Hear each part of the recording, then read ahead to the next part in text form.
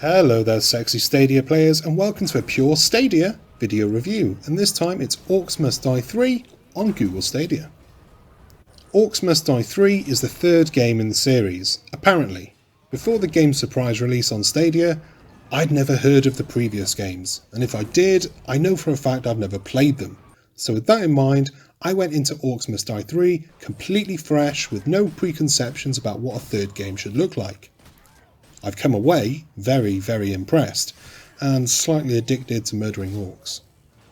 Orcs Must Die 3 is a tower defense game, and I love this genre. It's always easy to give it a go, but it's never easy to master. Like in other tower defense games, you've got a base that needs to be defended. You can let in a few of the bad guys, but let in too many, and it's game over. Each of the game's 18 story levels, plus the extra endless mode layouts, present you with different maps in differing environments, each having routes that the baddies can take to your rift. Now your rift is your base in this game, and you've got to protect it. Unlike in other tower defense games, you can actually get out amongst the action and influence the course of a level. There are a few different playable characters, but for the most part I just played as the default girl. I didn't even bother to learn her name, and honestly it's not important. There is a story being told here and there, but I didn't care for it, and the game doesn't push it on you. I'm here for the puzzling murder, not for some half-baked plot. I just wanted to murder orcs and feel clever doing so. The default weapon for my character was a blunderbuss shotgun, but more weapons are unlocked as you make your way throughout the game. That's the same with the traps too, with more opening up as you beat the levels. You can also play the endless mode and farm some skulls, and skulls are the points that are used to buy and upgrade weapons and traps. Now I never really got behind the idea of farming skulls to better my weapons and traps. Instead, I left my victories to the game gods and my puzzle solving skills, and relying on the game to balance things out nicely. The idea is that the enemies start at point A, and they want to get to point B, with point B being your base. You've got to make it as awkward and as deadly as possible by using an assortment of deadly traps to spike, shoot, electrocute, throw into lava, throw into meat grinders, and plenty more. You can, and should, use barriers to block off access to routes that you don't want the enemies to take, or just to make a straightforward route a little more awkward and time consuming. There's a lot to think about, and the game does a good job at training you up along the way. New weapons and traps are introduced quickly, but you're never forced to use them. I suppose the game could have done a little more in explaining what the traps do, what their benefits are, and what their weaknesses are, instead of assuming that I've played the game before.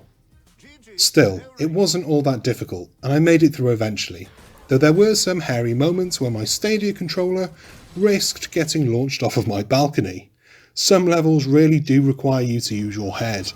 Others, you need to learn by losing, and that's what annoyed me the most. I'd get to the end of a level beating all 7 waves, only for the final wave to throw a massive curveball and make the last 15 minutes redundant. Of course, I'd know what needed to be done the next time, but still, bloody hell, it was annoying. Playing Orcs Must Die 3 on Stadia was fantastic, performance-wise. I mostly played hooked up to my Chromecast Ultra on the TV, completely wireless running over Wi-Fi, with the router being about 15 feet away. I rarely had any performance drops or lag spikes, though they did happen from time to time. Mostly, it was a fantastically responsive experience, though there were a few issues with the game itself. See, Orcs Must Die 3 does large-scale battles unlike games I've played before. Hundreds of enemies can be seen on the screen at once, and each of them has a mission and a path to take, but they're still influenced by you and your actions. Shoot them in the face, and they'll change course and come after you. I think this takes a toll on whatever computing power is being used to run the game, because at times the frame rate would absolutely chug. Mind you, this was mostly when I was playing endless mode and got to the high 30s and early 40s in waves, depending on the map. During the normal run of play in story mode, it happened, but it wasn't very frequent and it never disrupted the play. It's also worth bearing in mind that I am an absolute legend at this game now, and you'll probably not be able to hit those dazzling, game-breaking high levels that I did. Just saying, I'm a legend, come on. My absolute favourite battles in Orcs Must Die 3 were the war scenarios. These levels would allow you up to 40 points on your rift, and there would be some ridiculous amounts of enemies bombing their way towards my base. It was great, and these scenarios brought out the best moments. I take ages just planning and laying my traps, double checking all the routes I wanted blocked off were blocked off, and that the routes the bad guys will be funneled down were absolute death traps, with pain coming from left, right, up and down, and from me too. I didn't know what to expect going into Orcs Must Die 3, but after a long time playing, I kind of know what it is that I like about it so much.